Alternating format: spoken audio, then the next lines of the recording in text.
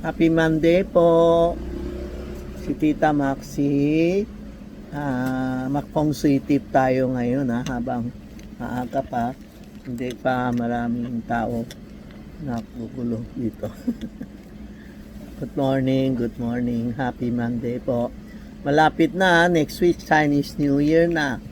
Isang linggo, tapos next week is Wednesday, Chinese New Year na. Na-prepare na ba kayo ng prosperity basket? Sorry po kasi nakalimutan ko yun sa inyo na yun last year kung sino nakalay, pwede kayo makalay sa bahay. Anong mga friend nyo ba? Chinese New Year, pwede alay sa mga friend nyo.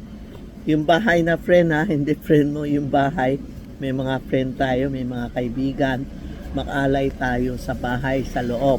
Pag sa tindahan, pwede tayo makalay sa labas. Parang Ghostman, napanood nyo yung Ghostman ko.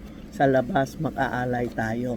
Ngayon, pwede kayo makalay sa yun mga kaibigan sa bahay. Bumili kayo ng incense, kandila, soft drinks, bigas, may pera. Panood mo YouTube ko and TikTok ko sa episode ko, Happy New Year o kaya Ghostman. Pag tititingin mo, the same lang, dakdak lang, abawas yung mga hindi kailangan parang sulat nyo, pwede isang pares na kandila na pula hindi puti. Isang bowl na bigas na taas may pera. Ano ba? Bumili kayo ng prutas, kopya. Ito, pwede pansit. Kasi sa Ghostman, bawal pansit. Ito, pwede pansit, kopya, pandesal, mga pakain. Halimbawa, may adobo kayo, o may any food, bili kayo, o may gulay, iloto nyo, ialay mo. O pwede prutas lang, kung hindi nyo kaya, prutas lang, o candy, o biscuit, pwede din, o anything, basta parang nagte-thank you tayo sa bahay na Chinese New Year celebration, alay nyo, pakain mo sa mga friend natin sa bahay at sa tindahan. Yan po ang maganda pa yun. Thank you tayo para full year siya na naman magbabantay. Yun Ghostman, iba yun Ito ang Chinese New Year, may alak ka, may incense, lahat na pakain, lalagay mo incense. Pag hindi ka naglagay incense, hindi sila kakain. Parang sa Ghostman, panood nyo, pareho lang pero ano pa, marami kung dinalagay ko prutas, biskuit, lahat, kape, bulaklak. Kaya pwede tayo bumili ng bulaklak kasi prosperity, happiness. Yan po. Sa linggo ako makaalay, pwede kayo magtingin. Ngayong umpisa, pwede na kayo alay hanggang sa 28. Ang last day natin. Alay sa mga kaibigan, sa tindahan at sa bahay, sa bodega, pwede. Pwede din sa 28, makaalay tayo sa mga patay. Halimbawa, namatay na mister mo, sa 28 ka makaalay. Hindi lang yun, kasi 29 is 1 na. Maaga tayong makaalay sa mga kabak-anak natin na matay. Yung favorite pagkain niya, alay mo din.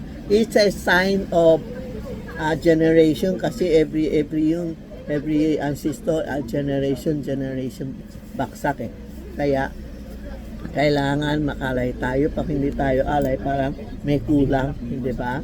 Oo. Yan, kung gusto nyo, alay nyo na episode, meron episode ako nagtuturo makalay po. Kung ayaw, okay din. Pero pag hindi kayo nakalay, wag na. Pero pag nakaalay kayo, every year makaalay tayo.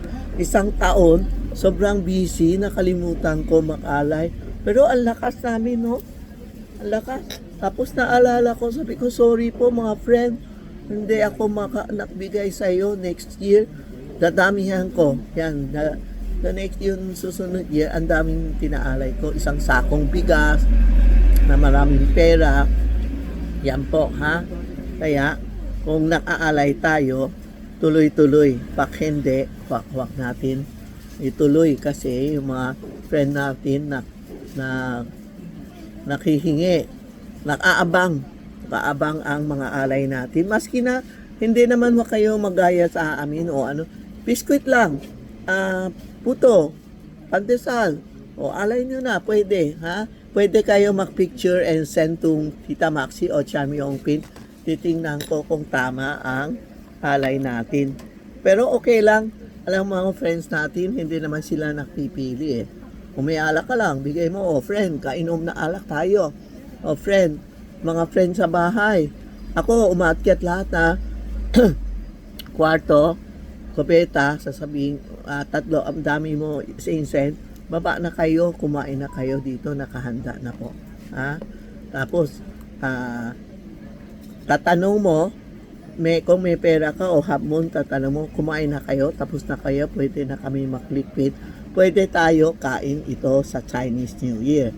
Pwede kainin natin kasi ghost month, hindi kami kumakain, binibigay ko na lang sa mga kaibigan, mga alay, sa mga tubero, sa mga gwardya po. Ha? Ito pa ang reminder, mag-alay tayo this Christmas. Kasi this year is next year, medyo na illness.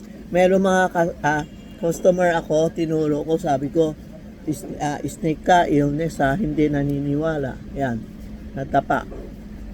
Iba naman, bumili, hindi pa nagamit, nakasakit na. Kaya ingat tayo sa sakit, ha? Kung pwede, pag nakuubo ang tao, makmas na lang kayo. Ha? Yan lang po, ha? Thank you. Salamat.